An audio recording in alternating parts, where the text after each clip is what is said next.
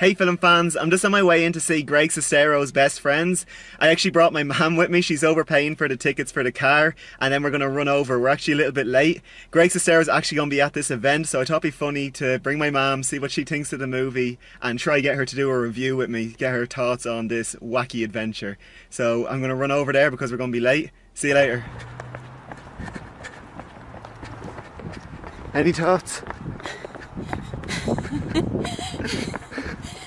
Never again.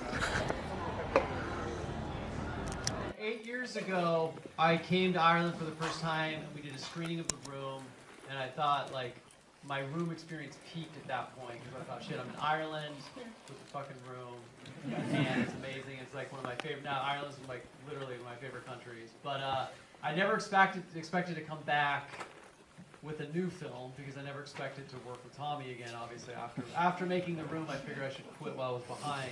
And a lot of things transpired. When I was here 8 years ago, I had this idea to write a book about my experience, and I was talking to Anthony and Fionn, who were hosting me. I was like, hey, what do you think about these stories? They're like, yeah, go for it. So anyway, I started working on the book, which turned out to be The Disaster Artist, which a film I'm very proud of. It went on to win a Golden Globe and get nominated for an Oscar. But at the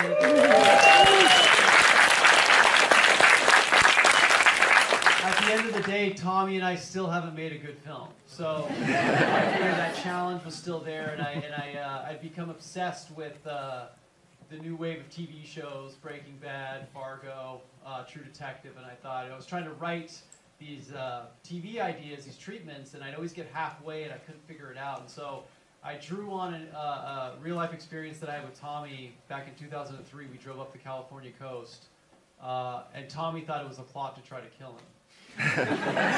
So I took that idea, I had an edible, and the script just kind of started to write itself. So within 4 days, I had this crazy story that I felt like I really wanted to tell, and I felt like I had a part for Tommy that he really fit, playing this 100-year-old mortician.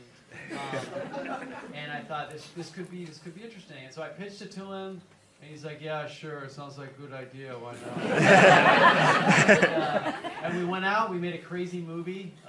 It's like one of the most bizarre things I've ever been a part of. Every day there's clowns, there's I don't want to spoil it for you guys, but I think you're gonna have a lot of questions afterwards. So we'll do that. What you're about to watch right now is a documentary that I made about the making of The Room. I saw Exit Through the Gift Shop a few years back, and I was inspired to try to give that for The Room, and like interviewed all the actors, and I had all this behind the scenes footage from the making of The Room, because Tommy hired a guy to film everything while we were filming this movie. I thought that's the biggest waste because nobody's going to see this movie.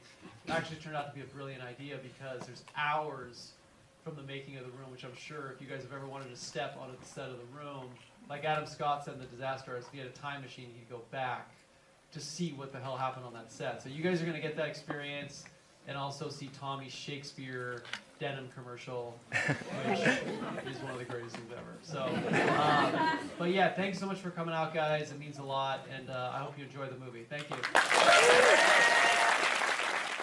To be or not to be? That is the question. There's a particular magic to The Room, and I think that everyone would agree that it's quite unlike something that they've seen. And I think that this film manages to do, it really satisfies. There's nods to The Room, it channels The Room in moments, but at the same time, it's a completely different experience. So when you went into this, because again, there's a different dynamic at play here, where you're the Tommy this time out. You wrote and produced it, were you aware of satisfying expectations? Because the legend of The Room continues to grow, and it is unlike a lot of there's still people, like more people will find the movie through The Disaster Artist than even, people are still catching up with it. So when it came to this, you're bringing that film's baggage, you're bringing Tommy's and yourselves dynamic, which informs the film as well, or did you just have to get rid of all that and just try and make a good movie? Yeah, I think at the end of the day you needed to try to create something totally different. I think that's what worked with The Room, is you had somebody who was putting something on screen that none of us could have ever imagined could exist. And I think that's why people respond to it. So with this, it was just about going out and making a film that you were sincere about, and making sure you didn't try to recreate the room, but try to give the audience a new experience. So talk us through, this film was partly inspired by a road trip you guys took. Yeah, in 2003 we went up the California coast, and Tommy thought there was like some secret plot against him, and so I kind of pictured, what if that really was the case? How would it go down? And so it kind of started with that, and then my brother, who's a dentist, was telling me about this business that was happening where dentists were selling their scrap and making a lot of money because the price of gold and silver had gone up. So he gave all the teeth you saw in the movie were real. He bought me a bag from Greece that was shipped in. So I know it's extra disgusting. But that was the most important question: was where the teeth, where the real teeth? So yes, as authentic as it gets. So I thought that was a really interesting business, that dentists would make more money doing that than dentistry. So I had to slip that in somewhere. So I'm going to just read the narrator's voice and let the guys work their magic. The Room by Tommy P. Wiseau. Copyright mark. This play can be played without any age restriction. It will work if the chemistry between all the characters makes sense. Human behavior and betrayal applies to all of us. It exists within ourselves. You love someone, do you? What is love? You think you have everything, but you don't have anything. You have to hope and spirit. Be an optimist. But you can handle all your human behavior or others' behavior. You don't want to be good, but great. The Room, Act 1. You can see the Golden Gate Bridge, sunrise behind the bay, then an external shot of an apartment building south of Market Street. There's a shot of a window of the room. It is furnished simply. As we pan across the room, we see a man and a woman asleep and partially naked. The alarm clock rings. The man reaches to the clock and turns it off. He sleepily arouses and puts on his shorts and walks slowly to the bathroom. He closes the door. Pan back to the woman waking up. The man comes out of the bathroom and smiles tenderly at her. I am not a slave here, am I? Did you like last night? Yes, I did. What time do you have to be there? He pulls a suit from the closet and throws it on the bed and starts dressing. Where's my coffee? She gets out of bed and puts on a revealing gown and goes to the kitchen. What time do you have to be there? I told you many times, 9:30. I have my promotion to think about.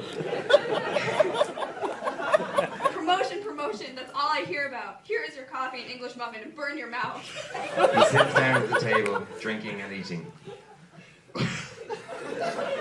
Old man Donkey let me know today. I have to think about our future.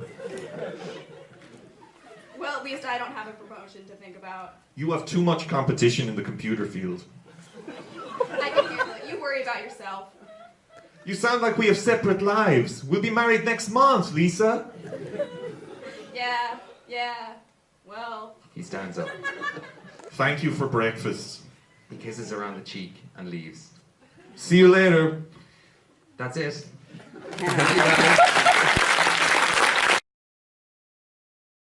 Okay, so we just saw Best Friends in the Lighthouse and a Q&A from Greg Sestero. I just wanted to record my thoughts, but more importantly, my mom's thoughts. This is my mom, Bernie. So what were your thoughts, Bernie? It was brilliant.